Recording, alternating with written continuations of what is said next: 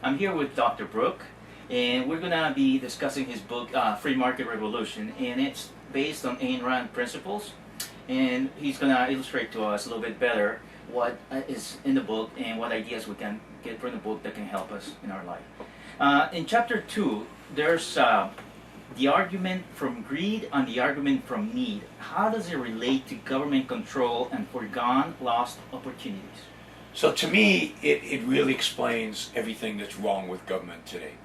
And what is the argument here? The argument is fundamentally altruism. The idea of altruism explained in two different ways. One is, altruism sets it up that the moral purpose of life is to serve other people. Their need, other people's need, is a moral demand on you. You have to fulfill that need from a moral perspective. That is the argument from need. So if somebody's poor, it's your moral responsibility to help them. If somebody is sick, it is your moral responsibility to help them. Anybody's need becomes your moral responsibility. And then the government steps in and it says, you're being too selfish. You're not helping all those people. We're going to help you be a better person. We're going to help you be moral. Give us just a little bit of your money and we'll help them. We'll be your middleman. And most people today will say, yes, good, raise my taxes. I want that help. You know, you're right. I'm being selfish. And why? And they feel guilty.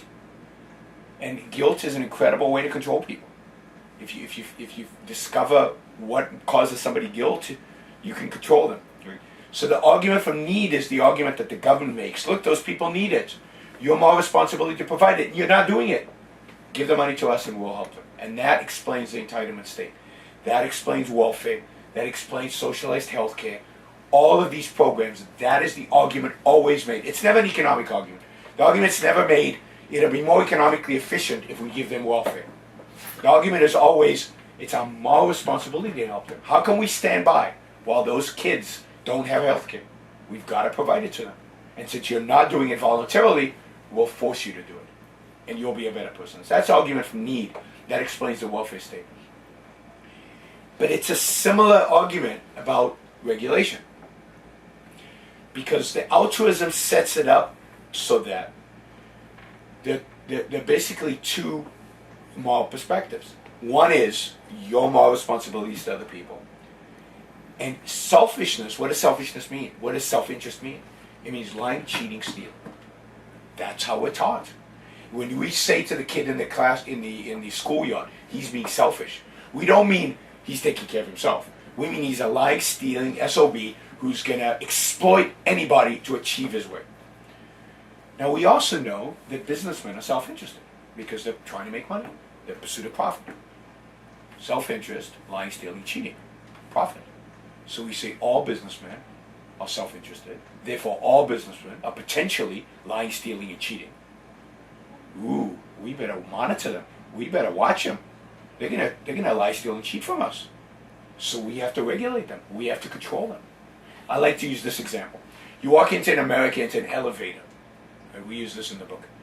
And there's a little diploma on the wall that says that a government bureaucrat has inspected the elevator and it won't fall and kill you.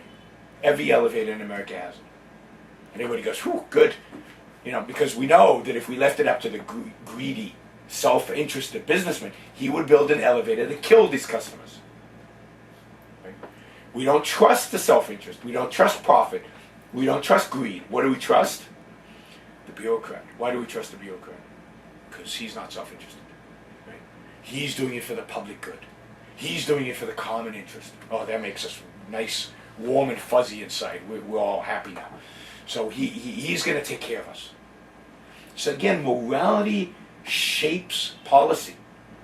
So I'll give you this last example this is from 2000. In America, there were a few companies that committed fraud. Enron, you remember Enron and WorldCom, and there were a few others.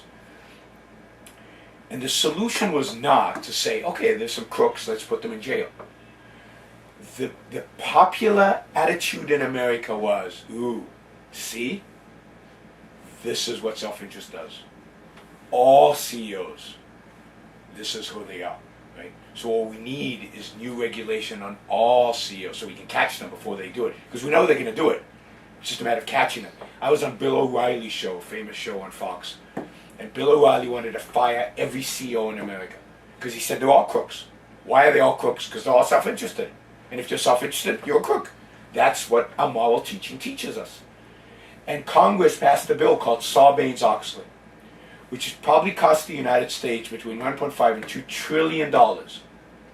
Trillion dollars, right? Hasn't caught a single crook, didn't prevent the financial crisis. How many Republicans voted against it? 0. It passed the Senate 98-0. It's called the Full Employment Act for lawyers and accountants. It's just a bureaucracy on American corporations.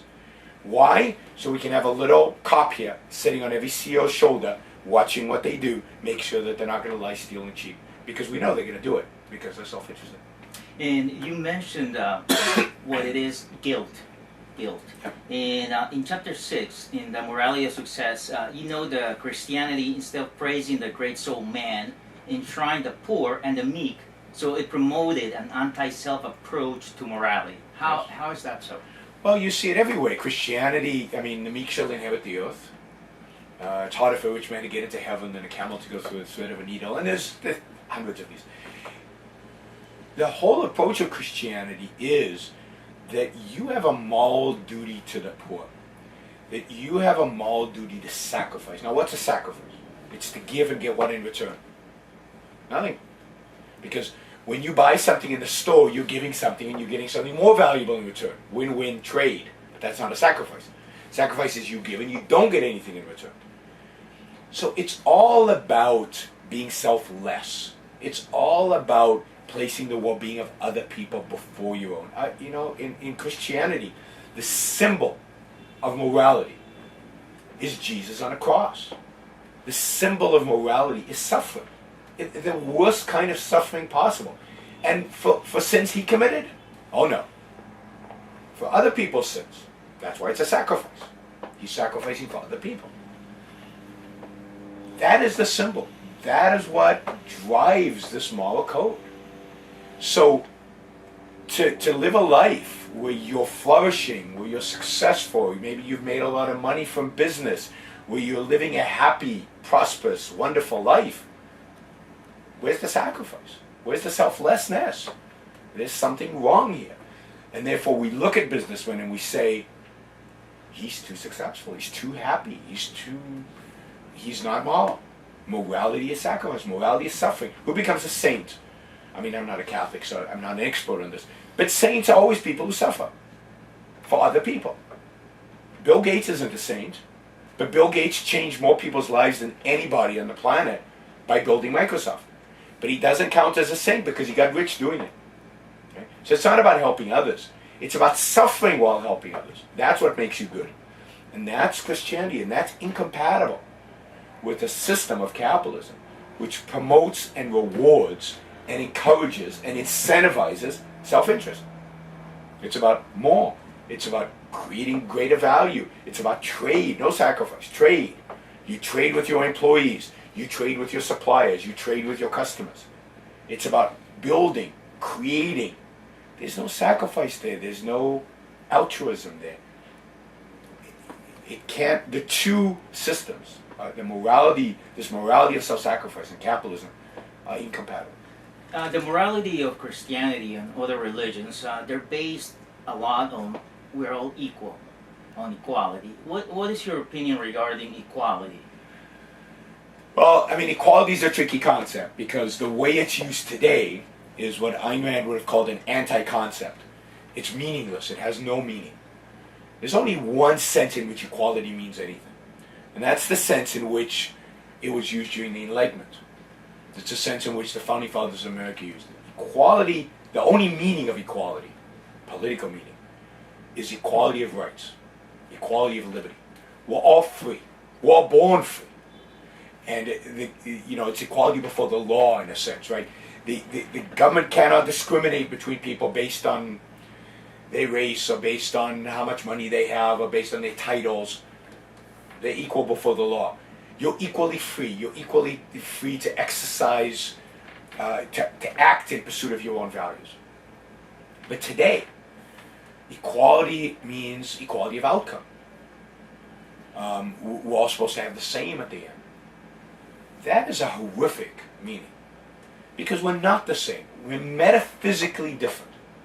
We each have different skills. We each have different abilities. We're each born under different circumstances. It's what makes life wonderful. The fact that we can interact with all kinds of different people. We're not all the same. We produce at different levels. And therefore we get rewarded differently. Some of us are more productive. Some of us are less productive. Some of us choose careers where we're not going to be rewarded a lot. Some of us choose careers where we can be rewarded a lot. Those differences are what keep an economy and that social system dynamic and thriving and exciting and moving forward. Equality is death. We're all equal when we're dead in terms of outcome. That's the only time we're equal. And any attempt to create equality violates rights. Any attempt to create equality is an attack on liberty. I've got a few examples, but one example I like to use is, how do you make me and LeBron James equal in basketball? I want to play basketball with LeBron James and I have a chance to win. But LeBron James is the best player in the world and I can't play. So how do we do that? The only way to do it is to break his legs and probably break one of his arms. Then you have equality. But you see, you can't raise me up, you have to knock him down. Any form of equality means violence towards those who have ability. Violence towards those who have something. You have to knock them down. There's one regime in modern history that expresses this idea better than any other regime. The leaders of this regime were trained in Paris, egalitaire, right? Under some very famous philosophers who believed in equality. And they went back home, and they saw that some people lived in cities and some people lived in the countryside. That's not equal.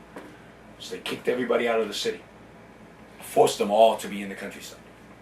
But then they were still not equal. Some people went out and are better finding food than other people, foraging. So they banned foraging for food. But some people could read and some people couldn't read. How do you solve that one? They killed everybody who could read. You had glasses, you were shot. You knew an extra language, you were shot. You had a degree, university degree, you were shot. This is the Khmer Rouge in Cambodia. They killed 40% of their own population. 2 million people. In the name of what? In the name of equality. And that's what equality really means.